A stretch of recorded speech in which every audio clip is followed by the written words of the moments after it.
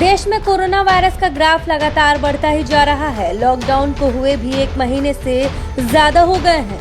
अब सबके जहन में ये सवाल उठ रहा है कि देश में यह महामारी आखिर कब खत्म होगी, कब इस खतरनाक वायरस का प्रकोप दुनिया से खत्म होगा। Singapore university of technology and design ने गणितीय मॉडल के जरिए बताया कि अलग अलग देशों में कोविड-19 महामारी कब खत्म होगी। 24 मई तक भारत में 97% खत्म हो जाएगा कोरोना। अगर SUTD की भविष्यवाणी सच साबित हुई तो यह भारत के लिए बहुत ही बड़ी राहत की खबर होगी। स्टडी के मुताबिक भारत में 24 मई तक कोरोना वायरस 97% तक खत्म हो जाएगा। 20 जून तक 99% खत्म हो जाएगा। इसे पूरी तरह खत्म होने में 31 जुलाई तक का वक्त लगेगा।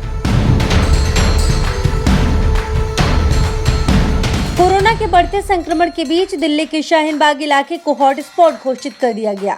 इसके साथ ही दिल्ली में हॉटस्पॉट की संख्या बढ़कर 100 हो गई है। इससे पहले मंगलवार सुबह ही केंद्रीय स्वास्थ्य मंत्री डॉक्टर हर्षवर्धन ने दिल्ली के उपराज्यपाल व अन्य अफसरों के साथ बैठक में दिल्ली में बढ़ते रेड जोन पर चिंता जताई थी। शाहीन बाग में D ब्लॉक के जिस क्षेत्र को हॉटस्पॉट घोषित किया गया, उसके पास जाकिर नगर, अबुल फजल एनक्लेव के कुछ ब्लॉक पहले से हॉटस्पॉट घोषित है। यह क्षेत्र बफर जोन में रखा गया था। कोरोना वायरस की चपेट में आकर CRPF इंस्पेक्टर की सफदरजंग में इलाज के दौरान मौत हो गई। मयूर विहार स्थित CRPF की 31 बटालियन में तैनात सब इंस्पेक्टर का कोरोना संक्रमण के चलते सफदरजंग अस्पताल में निधन हो गया। CRPF सब इंस्पेक्टर को 5 दिन पहले पॉजिटिव पाया गया था। वह मधुमेह और उच्च रक्तचाप से पीड़ित थे। बताया जा रहा है कि CRPF में कोरोना मरीजों की संख्या बढ़कर 46 हो गई है। कोरोना संक्रमित सभी CRPF कर्मियों को मंडोली के सरकारी केंद्र में रखा गया है। इस बीच गृह मंत्री अमित शाह ने भी CRPF सब इंस्पेक्टर की मौत पर दुख जताया है।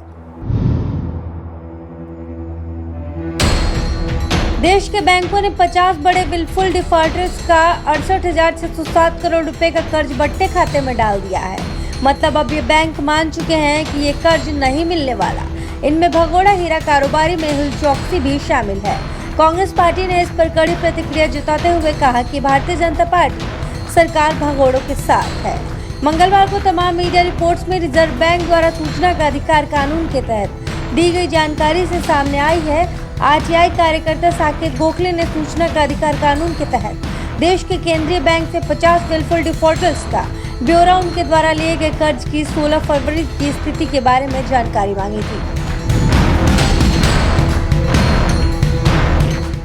सुप्रीम कोर्ट ने केंद्र सरकार से कहा कि कोरोना संक्रमण के काल में वो एक देश एक राशन कार्ड की अवधारणा पर काम करे, ताकि गरीबों और आर्थिक रूप से पिछड़े लोगों को कम कीमतों पर अनाज मिल सके।